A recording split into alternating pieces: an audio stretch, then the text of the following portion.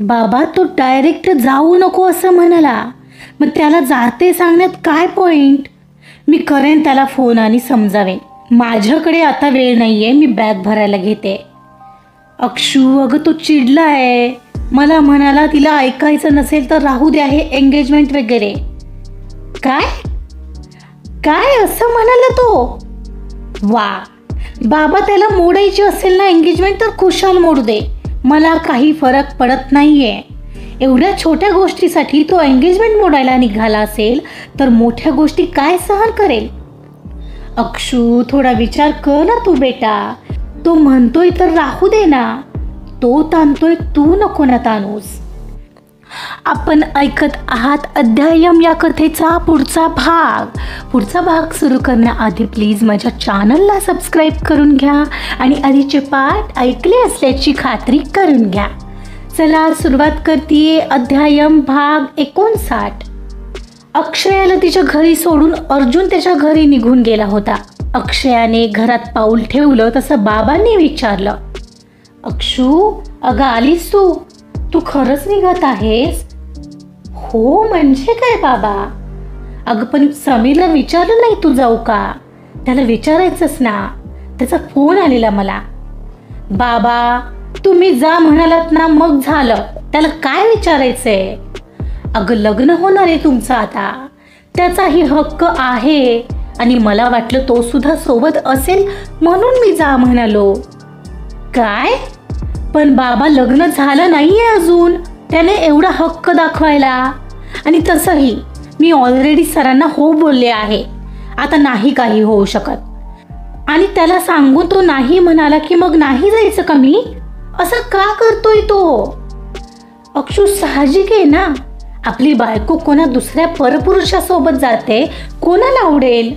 अगं तू चिडलाय, त्याला ऑफिसमधून निघताना त्याला जाते असं सांगूनही नाही आलीस, हे तरी चूक नाहीये का? बाबा तो डायरेक्ट जाऊ नको असं म्हणाला मला, मग त्याला जाते सांगण्यात काय पॉईंट? मी करेन त्याला फोन आणि समजावेन. माझ्याकडे आता वेळ नाहीये, मी बॅग भरायला घेते. अक्षू अगं तो चिडलाय बेटा, मला म्हणाला तिला ऐकायचं नसेल तर राहू द्या हे एंगेजमेंट वगैरे. काय? तो असं म्हणाला? वा, बाबा त्याला मोडायची असेल ना एंगेजमेंट तर खुशाल मोडू दे, मला काही फरक पडत नाही. एवढ्या छोट्या गोष्टीसाठी तो एंगेजमेंट मोडायला तयार झाला असेल तर मोठ्या गोष्टी काय सहन करणार हा? अक्षू थोडा विचार कर ना बेटा, तो म्हणतोच आहे तर राहू दे ना, तो ताणतोय तू नको ना ताणूस. बाबा तुमच्या लक्षात येतंय का, मी सरांना हो बोलले, सर त्यांची बॅग घेऊन यायला निघालेत आपल्या घरी, आता बदल नाही होऊ शकत आहे, प्लीज समजून घ्या. अक्षया समजावत होती.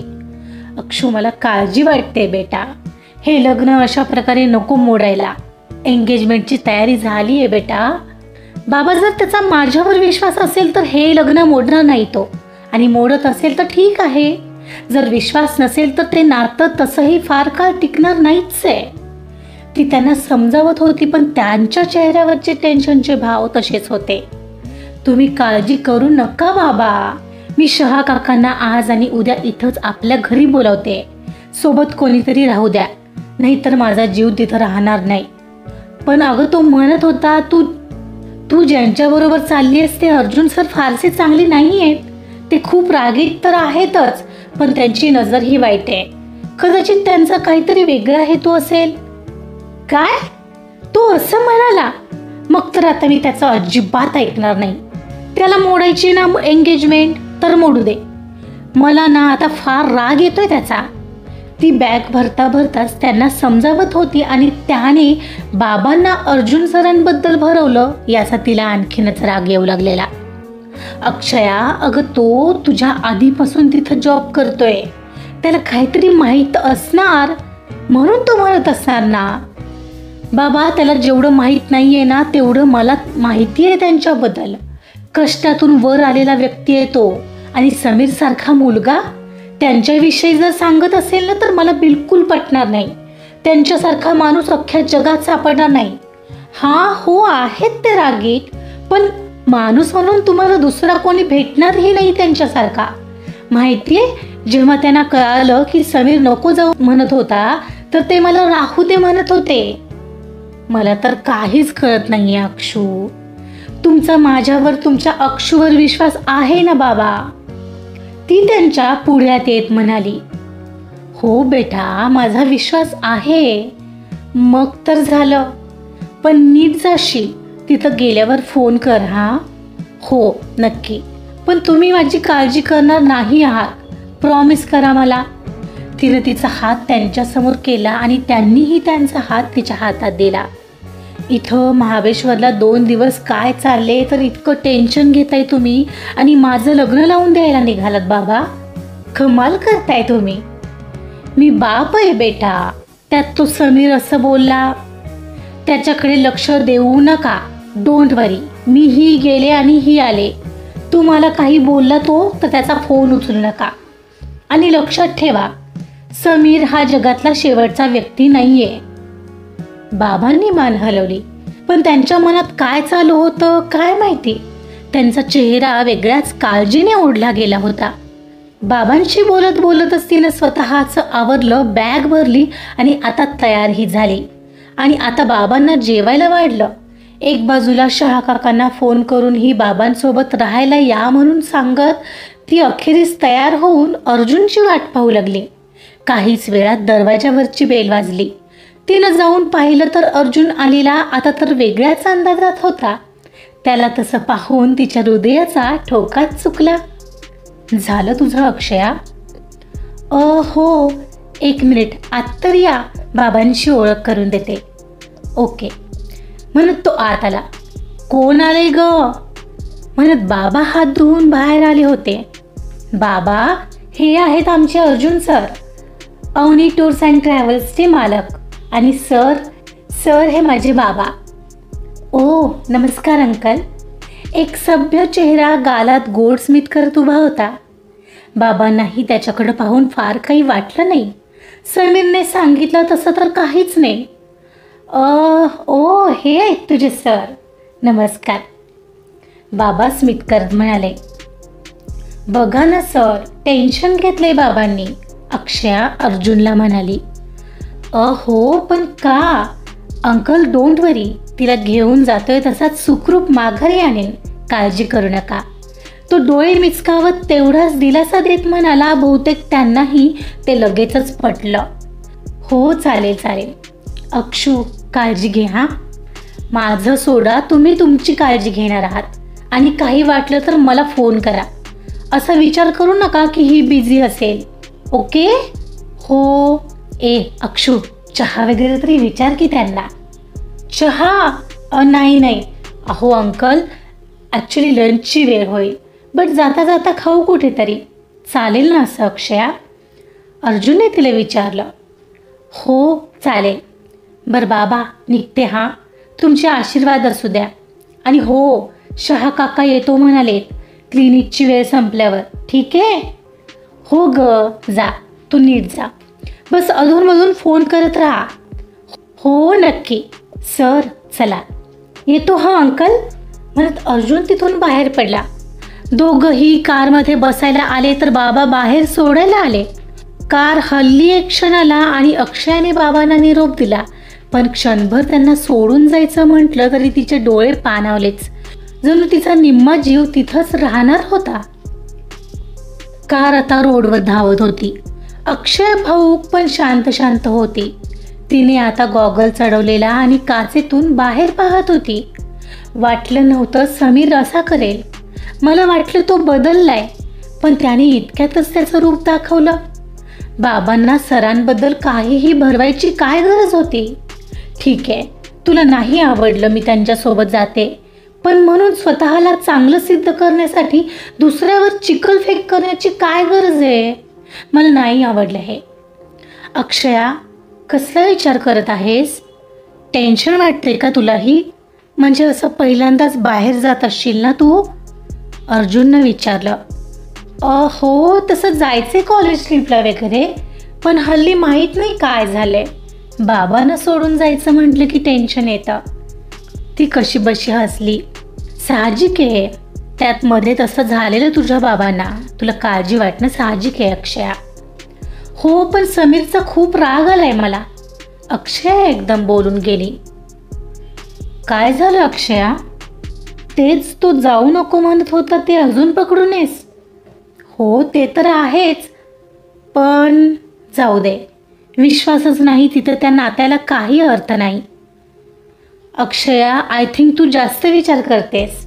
मला नाही वाटत समीर फार चुकलाय. आपलं ज्या व्यक्तीवर प्रेम असतं तिला आपण दुसऱ्या कोणासोबत जातोय हे नाही आवडत. साहजिक आहे, त्याच्या जागी कोणीही असतं तरी असंच रिॲक्ट झालं असतं. अर्जुन तिला समजावत म्हणाला. ओ, हे तुम्ही बोलताय म्हणजे सर तुम्ही सुद्धा असाच विचार केला असतात. ती त्याला त्या प्रश्नातून जाणून घ्यायचा प्रयत्न करत होती. हो कदाचित, पण का? का काय? जिथं खरं प्रेम असतं तिथं आपल्या व्यक्तीला दुसऱ्या कोणासोबत पाहून जळणं स्वाभाविक गोष्ट आहे, नाही का? अर्जुनने स्पष्ट करत सांगितलं. ठीक आहे, जळणं ठीक आहे ना, पण याला कंट्रोल करणं म्हणतात सर. तो खूप कंट्रोल करण्याचा प्रयत्न करतोय मला आणि तेच नाही आवडत मला. एक सांगू, तो तुला जाऊ नको म्हणाला, यात कंट्रोल करणं कुठं आलं? त्याला बस काळजी वाटली असेल. त्याला कॉल कर आणि बोल एकदा, अर्जुन तिला समजावत म्हणाला. अर्जुन सर किती छान समजावत आहेत. मगाशी बाबा समजावत होते अगदी तसेच, पण त्यांना कुठं माहिती आहे की समीर त्यांच्याबद्दल बाबांना काहीही सांगत होता, तरीही ते समीरबद्दल चांगलंच सांगत आहेत. किती वेगळे आहेत ते. नो वे, मी नाही करणार त्याला कॉल. त्याला गरज असेल तर तो करेल, अक्षया म्हणाली. कसं असतं अक्षया, मुलांना माहीत असतं मुलं कशी असतात. ओह, आणि कशी असतात मुलं? ते मुलींबद्दल कसा विचार करत असतात, मुलींकडे पाहण्याचा त्यांचा दृष्टिकोन काय असतो आणि त्यांचा हेतू काय असतो हे मुलांना चांगलं माहिती असतं. सो ते बस प्रोटेक्ट करू पाहतात आपल्या व्यक्तीला. So chill, try to understand his perspective. ओ बर, मग तुम्हीही तर मुलगा आहात, आय मीन जेंट्स, आणि तुमचाही काही हेतू होता का महाबळेश्वरला जाण्यासाठी? अक्षयाने एकदम प्रश्न केला तसा अर्जुनने कारला ब्रेकच मारला. व्हॉट? काय झालं? कार का थांबवलीत sir? I am sorry. Akshaya, what are you saying? You think मी असं काही करतोय? तो एकदम गिल्टी फील करत होता, तरीही थोडा नाराज होत म्हणाला, कारण त्याचाही तर खरंच हेतू होता तिचा सहवास मिळवण्याचा. वाईट हेतू नव्हता, पण होता तर. अहो, मी फक्त विचारलं. Sir, don't misunderstand.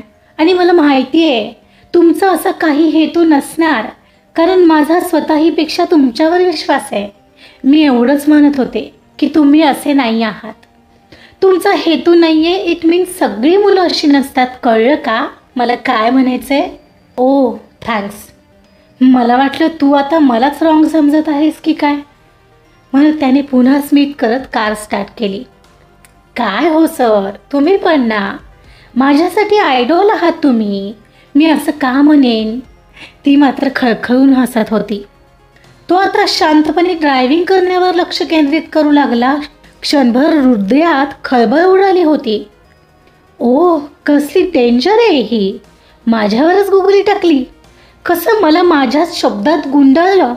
आता गेलो होतो मी कामातून.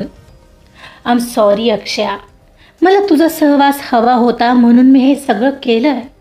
माझा हेतू आहे, पण वाईट हेतू नाही आहे. तिच्याकडं लक्ष गेलं तर ती आता काचेतून बाहेर पाहत होती.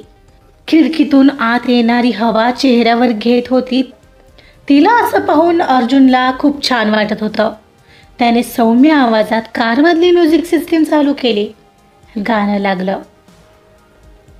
कुछ तुम सोचो, कुछ हम सोचे, फिर खुशी का मौसम आए, तन्हा तन्हा कौन जिया है, रह के तन्हा दिल घबराए, आ जाओ मिलके रिश्ता ये जोड़े, शर्तें बदल दे रस्मों को तोड़े, इससे पहले के ये दुनिया हमें आजमाए.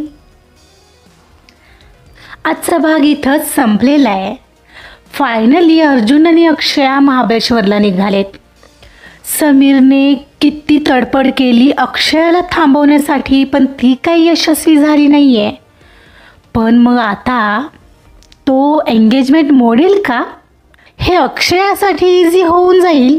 बघूया आणि काय होतंय महाबळेश्वरमध्ये गेल्यावर जाणून घेण्यासाठी ऐकत रहा अध्यायम. कथा आवडत असेल तर प्लीज लाईक करा, सबस्क्राईब करा आणि शेअरसुद्धा करा. Thank you so much.